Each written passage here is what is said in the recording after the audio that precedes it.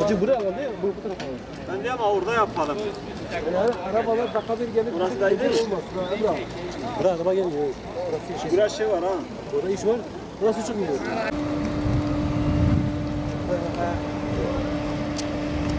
Bak televizyonu ara. Mehmet abi. Ansari'yi ara. Ses geliyor. Ses geliyor. Ansari'yi ara. Ben buradayım.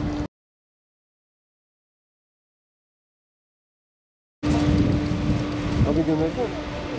Aman bunu kapatalım. Ben de kafamı açık. Geliyor.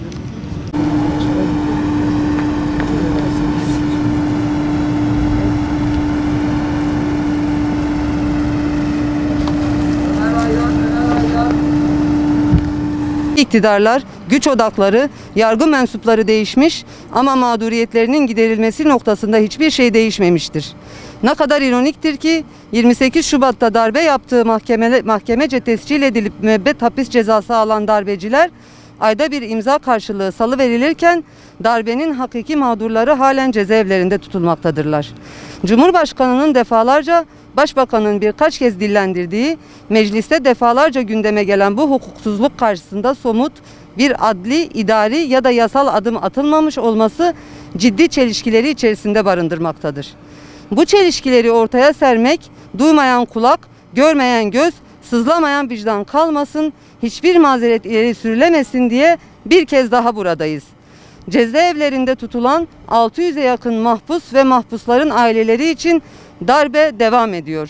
28 Şubat hemen her çevre tarafından darbe olarak adlandırılıyorken 28 Şubatçılardan bir kısmının darbeciliği mahkeme tarafından da tescil edilmiş ve onlara müebbet hapis cezası verilmişken 28 Şubatçı hakim ve savcıların briefingli ya da paralel yargının elemanları olduğu tespit edilmiş ve kritik mahkemelerde görev yapanlar ya ihraç edilmiş ya da tutuklanmışken örgütçülerin başka kişileri örgütçü diyerek soruşturduğu ve cezalandırdığı ortaya çıkmışken 28 Şubat süreci yargılamalarına meşru yargılama muamelesi yapılamaz. Hukuksuzluğun bu derece ayyuka çıktığı bir konuda böylesi bir sessizlik ve tavırsızlık endişe ve utanç vericidir. Bu insanların ailelerinin hak taleplerine kulak vermek herkesin üzerine düşen önemli bir görevdir. Çocukları babasız, anneleri evlatsız bırakan bu sorunun hemen çözülmesi gerekir.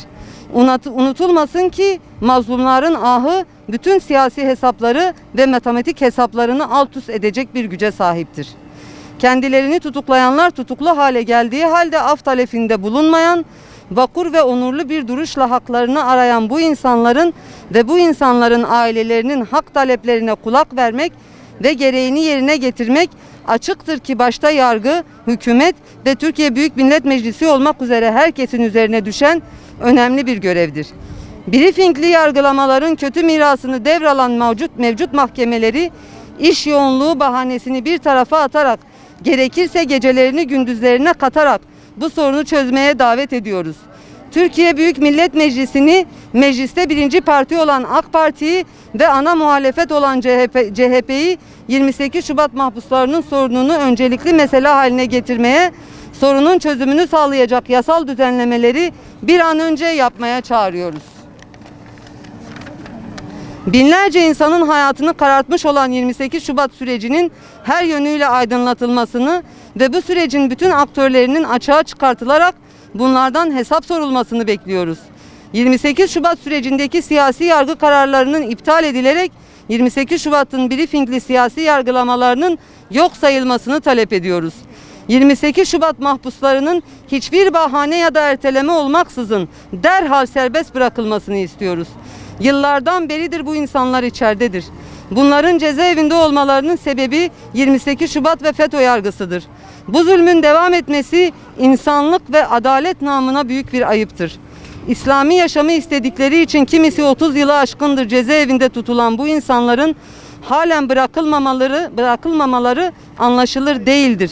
Yıllardan beridir cezaevlerinde tutulan bu insanlar ile birlikte aileleri de cezalandırılmaktadır. Hatta kimisinin anne ve babası onlar cezaevlerindeyken çocuklarına hasret gittiler. Kimisi de cezaevlerindeki kötü koşullardan dolayı cezaevinden çıktıktan sonra vefat ettiler. Bizler Yusufi mahkumların aileleri olarak artık yeter, artık adalet diyerek bu zulmün son bulmasını talep ediyoruz. Allah razı olsun. Yok, yok.